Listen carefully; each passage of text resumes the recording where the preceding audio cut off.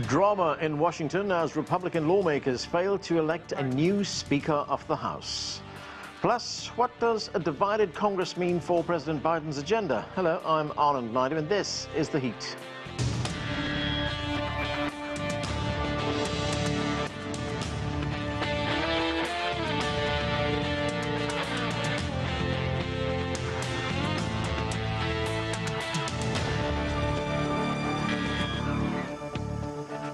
The Republican Party won control of the U.S. House of Representatives in the November midterm election, not by the predicted red wave, but just a handful of seats. But now comes the challenge of governing.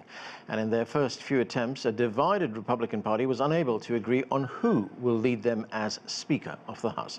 For more, we turn now to CGTN's Nathan King. Nathan, great to have you with us. So, Kevin McCarthy was the minority leader in the last Congress. He's failed after several attempts, 3 votes to land the top job after these multiple ballots. That hasn't happened in at least 100 years. So break this down for us. What does this mean? And also, why is the job of Speaker so important?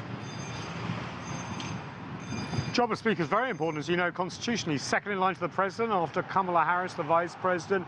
And also, you can't do anything in the 118th Congress here until that post is filled, Anna. No committee chairmanships, no legislation, no investigations like Republicans want to do. So this is very important. It's also all about the midterm elections. Essentially, the red wave turned into a red dribble, didn't it? Essentially, they have a majority of 4 to 5 seats. So the fractions within the Republican Party become very much more important. You need a majority of the House to become Speaker. The Democrats have nominated their own person, but really the majority should win, and usually they all vote together. Well, last couple of weeks have been backing and forth. That hasn't happened. And as you said, in 3 separate votes, we saw first 19 Republicans vote against Kevin McCarthy, 19 again, and then 20. And now they've adjourned the House for the day, and they'll come back day one. They still don't have a Speaker. Let's listen to Kevin McCarthy about his strategy before these votes happen. I will always fight to put the American people first, not a few individuals that want something for themselves. So we may have a battle on the floor, but the battle is for the conference and the country, and that's fine with me. Now, these holdouts are essentially to the right wing of the party. Yes, the nihilists, they like bomb throwing, but don't really like doing much. Very sort of pro-Trump. A lot of them were re-elected in their districts and essentially don't like Kevin McCarthy personally as well. They think he's traded too much with the Democrats over the years, is a little bit of a swamp man, as that phrase goes, here in Washington. So it really is embarrassing for this party. The first sniff of leadership that they have had in any chamber, legislative or executive, in the last few years, and they can't even come together to agree on who their leader's going to be after essentially weeks of trying to work this out behind the scenes. Now, Nathan, assuming all of this does get sorted out, there comes the issue of governing, of course. And we've been hearing an awful lot from House Republicans about investigating the Biden administration, about these hearings and investigations. But what do we know about their policy agenda? That's a very good question, because they don't have a lot of policies. In fact, their policy is investigating. Look, we had the January 6th committee, remember that? That essentially has had criminal referrals to the Justice Department against Donald Trump, 4 of them. They want to do the other thing to the Biden White House, not focusing so much on Joe Biden, but his son Hunter, who's had drug problems and may have had business dealings that they want to investigate. They essentially want to equate Trump with a Biden, if you like. There's also going to be a lot of red meat to the base when it comes to immigration. They want to fire the head of the Homeland Security. Now, what they also don't want to do is pass big spending bills. They say the government is out of control, but then they don't have anything to come back. One thing to watch for, though, is that there is a sniff that they may start proposing, and they can't get this through probably because of the Democratic control of the Senate, of cuts to entitlement programs, as they're called here in the US, Medicare, Social Security, the things that pensioners rely on. That would be very, very interesting, because generally when you meddle with that, you get burned in American politics.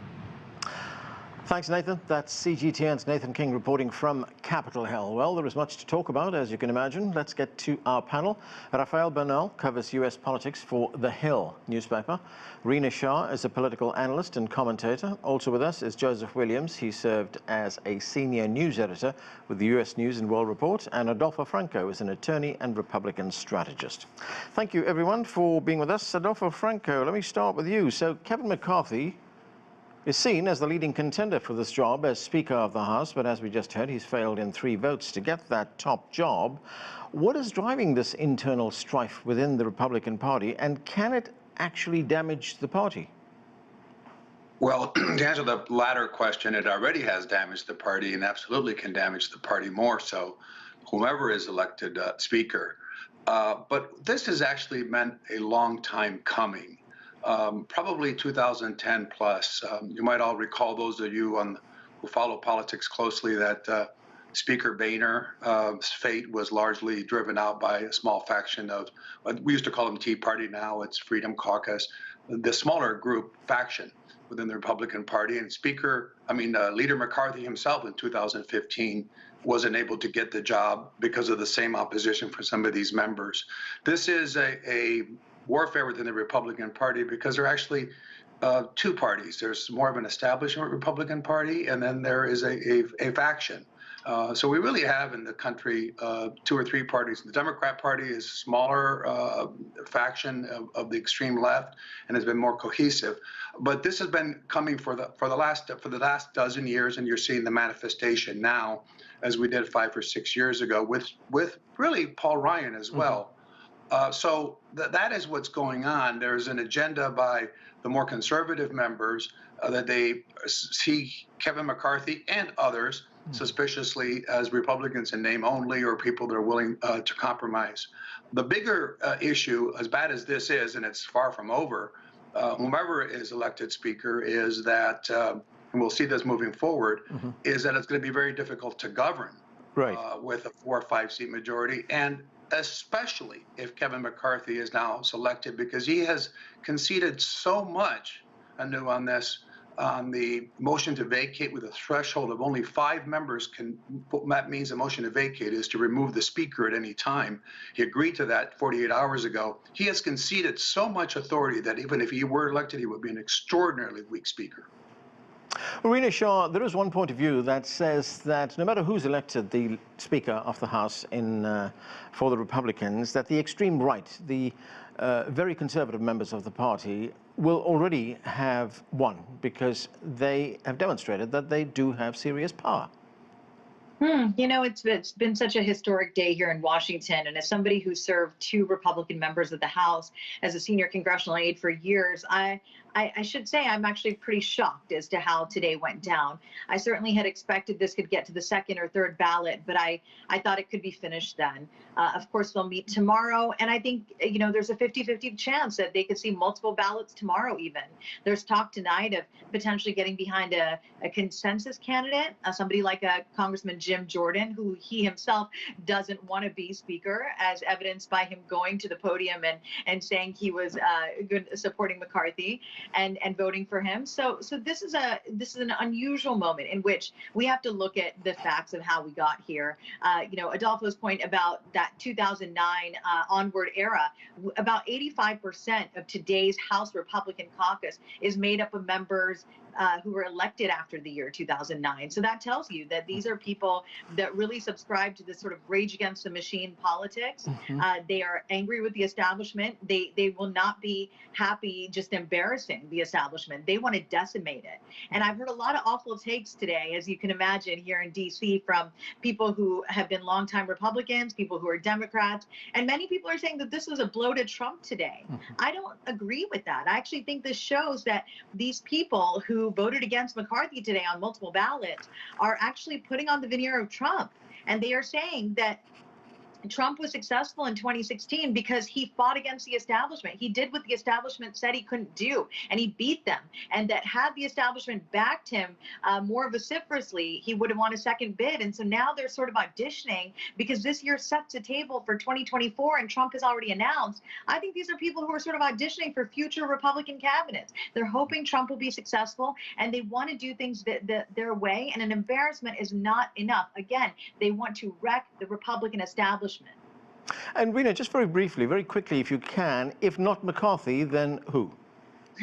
Tonight, that question remains unanswered. It could be Jordan, it could be Scalise, it could be Stefanik. These are three of the most obviously apparent suspects, but these three people are by McCarthy's side. They will not abandon him, it seems. It would be highly unusual if one of them says, okay, I'll take it. Scalise would be the guy, he's the whip. But again, it doesn't look like anybody has the real consensus. But again, the morning could tell us something else. Joseph Williams, there are two ways of looking at this. On the one hand, we can look at the Republican Party and say, well, look, they are deeply divided, that they're shooting themselves in the feet right now. But the other way of looking at it is this might be democracy in action. Here's a small group of people saying we have concerns, we need our concerns to be addressed, we need those concerns to be part of the legislative agenda, which is very different from the Democrat Party, isn't it? Which also has a small group that have concerns known as the Squad, but they were quickly whipped into line. That's correct, and I think that the example of democracy here is a little bit warped if you squint, mainly because it is a small faction that's holding up governing like writ large. Nothing can proceed without a speaker. Government can't start taking place. Committees assignments can't be doled out. The serious work of governing can't be done because you have a party that's leaning into this dysfunction of trying to pick a speaker. It seems like it's a job that really shouldn't be that hard, but it also seems like it's something that Kevin McCarthy himself, you heard a soundbite earlier, said that there was a determined few who want something for themselves. I mean, one might argue that McCarthy wants something for himself and that's standing in the way of progress in Congress. So on the smaller scale, yes, it is democracy in action, direct democracy. But on a larger scale, these are people that were elected to govern the country. And until they get this matter settled, that's not going to happen. Agendas are going to get stalled. We run the risk of some very serious complications if this doesn't get squared away in a matter of months. And you have one party, the Democratic Party rather, is standing aside, just kind of looking with bemusement, saying that usually the storyline is Democrats in disarray and now the shoe is on the other foot. Well, they might be looking at this with bemusement, as you say, Joseph Williams, but do they benefit from this at all? In the short term, perhaps. In the long run, again, this stalls the agenda. This gives them an opportunity to regroup and see how they can take strategic advantage of the factions within the Republican Party, but it doesn't speak to the issue of governing. It doesn't allow them to bring bills to the floor. It doesn't allow them to try to build consensus with moderate Republicans to try to get something done, or at least curb the worst impulses of the far right that seems to be at play here. And on a larger picture scale as well, you have a small faction that is going to be very determined to exercise its will when that governing actually starts to happen. And there have been some predictions that could lead to some really terrible outcomes. But again, you have a breakwater in the fact that the Democrats hold the Senate and the White House. So that could cool some of the worst impulses. But it's unlikely that it will, at least not in the short term. Rafael Bernal, as these divisions among House Republicans deepen, is it actually sacrificing the broader legislative agenda for the party in Congress? How do you see this playing out? Well, I don't think it is, and I don't think the 20 Republicans who voted against McCarthy, first 19, then 20, I don't think they see it that way either, because of the reality that's been said here today already. Democrats control the Senate, Democrats control the White House.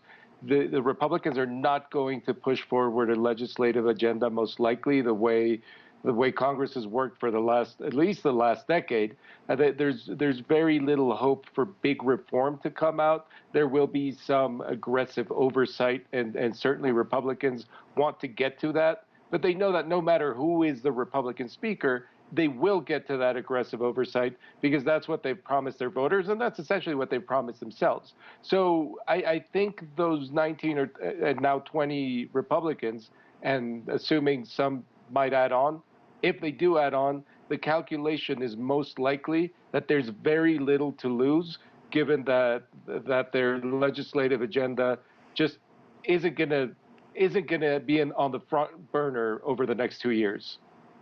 Adolfo, as we heard at the beginning of the program from our reporter, we've heard a lot from Republicans about the likelihood of investigations being carried out in Congress, hearings being carried out into President Biden's withdrawal from Afghanistan, into whatever links he might have with his son's business. Could we see the work of the House being basically taken over by these hearings? Oh, I don't think so. I think you can do two things at once. Look at the Democrats. They spent a lot of time on the January 6th matter. They spent a lot of time on the impeachment, and other legislation moved forward during the Biden administration and before. So you can do both at the same time. They're different committees of jurisdiction. I do disagree with the report at the beginning by Nathan. I think there's an aggressive position. I don't know how far we'll get to repeal back some of the inflation policies of this administration. Energy policy will be in terms of proposals, they won't go far. I agree with the other guests, but they'll be put on the table. Immigration reform, you'll see a lot of things, repealing the 87,000 IRS agents and putting them on the border instead. Again, that will not advance in Congress, but there will be policy statements that will be made. I will say this, though. I worked on as chief counsel of the Foreign Affairs Committee 20 years ago when we had a 6-seat majority. And we had a situation when Denny Hastert became Speaker. The difference is, and I agree with all the guests, I don't think this is democracy in action. We had democracy in action when the Republican conference met, and 85% of the conference decided that Kevin McCarthy should be the Speaker. The same thing happened 20 years ago. I was privy to those conversations. There were multiple candidates that were being discussed, and ultimately the compromise candidate was Denny Hastert, and everybody got behind him. This is not democracy in action when 5 people can do this. This is chaos. The conference has spoken, and it's spoken very clearly. It's Kevin McCarthy. Yes, there are peculiarities on House rules to get to 218. I understand that. But 5 people holding hostage the Speaker, whether it's Democrat or Republican, is just not good governance. Rina, I want to stay with the question of hearings taking place in the House of Representatives. We know that didn't play very well with voters during the midterm elections. So is it a wise idea to continue with that? Yeah, here we are in what is presumed to be a post-pandemic era, right? And there's a sense that the economy really needs a better grip on it. I mean, people are pretty frustrated with everything that happened last year. People, meaning younger Americans who will not own a home like many of their parents did or older siblings had the ability to do. We're talking about people who have done things like silent quitting. People don't want to return to work. We now have a gig economy that needs to be better paid attention to. How people approach life in these United States needs to be a real discussion held by the leaders of both political parties. And I really do feel in many ways that both the parties have failed younger Americans like me. I'm a millennial, and Gen Z, which is coming up. And into this Congress, he's not yet sworn in because of the drama of today. But Maxwell Frost from Florida is going to be the first Gen Z member of Congress. And I think that's just incredible. Even though I don't have the same politics as him or have the same policy views, I really think that augurs well for democracy, because there were some statements made today by Florida Congressman Matt Gaetz, and whose predecessor I worked for and was a senior advisor to. I really heard him when he talked about term limits and being beholden to special interests. Look, I'm not a fan of Kevin McCarthy, but nor am I a fan of Matt Gaetz. But I could actually agree with some of those statements and say this is really a concern that a lot of Americans have. And look, Congress's disapproval rating has gone up and up and up in the years since I left Congress, and that was 10 years ago as an aide. So I think there's a real sense here with Americans that somebody should lead the way. Does it need to be investigations? Does it need to be robust policy proposals? I agree with my fellow panelists. I think they can walk and chew gum, but the question is, how will they with such a narrowly held majority by the Republicans and today's drama? I am really shocked by it, because as of this moment, the second session of the 117th Congress is adjourned, and members are not yet sworn in. So this is a really unique point we're in, and it's been 100 years since there's been multiple ballots had to be cast for a speaker. I'm really disappointed today in our country's national leadership in Congress. I really am the most frustrated I've ever been with it, and I think something has to change. I'm a little bit more of a fiscal conservative than anything else, but some systems reforms need to be considered for average, everyday Americans to be served better. Joseph, we've been talking about division, but let's talk about a little bit of cooperation. We hear that President Biden and the Senate Minority Leader, Mitch McConnell, he's Republican, they will be making joint appearances to tout the bipartisan $1.7 trillion infrastructure bill that was passed in the last Congress. So does this tell us that there may be some areas where these two sides, Democrats and Republicans that is, can cooperate to get things done? Well, certainly it's a great sign. McConnell and President Biden have a personal relationship that goes back some 20 years, so they know each other fairly well. This was definitely last year when they passed this was a give to get kind of situation, because even in previous years where there were big spending bills that Democrats were able to pass and Republicans voted in opposition, they'd then go back to their districts and claim victory that we got the spending bill done and it's going to help everybody, even though they voted against it. So I think that if this is the smaller picture and maybe a glimmer of hope that something may be able to get done, then yes, I think it is an example of bipartisan cooperation that's good not only for the country, but it also will benefit both political parties. I mean, McConnell would not go out there if there wasn't something in for him, namely the opportunity to be seen with a president, to be talking about rising above the division that's going on in the House and seen as a leader who can cooperate and has the ear of the White House for the sake of everyday Americans. Now, the problem with that scenario, however, is with a Congress, a House that's so bitterly divided, as one of the guests said previously, it's unlikely that there's going to be any kind of legislation that's going to make it through a democratically controlled Senate to Joe Biden's desk that he actually would sign, short of something that was a declared national emergency. And even then, it's probably a stretch. So it's a glimmer of hope. Perhaps one of these green shoots that we always talk about, poking through the ground, the hard, cold political ground. But unless it gets a lot of sunshine and a lot of water, it's not going to grow very far. Rafael Bernal, let's talk about one of the big legislative issues, immigration reform. According to the political news site Axios, President Biden will make a fresh push for immigration reform in the year ahead. Do you see much coming out of this, given the current configuration of Congress? Well, frankly, even under the best circumstances, it's very hard to bet on immigration reform in the United States. It is an issue that has evaded even united Congresses, even a democratically controlled Congress with a supermajority in the Senate was evaded by this issue.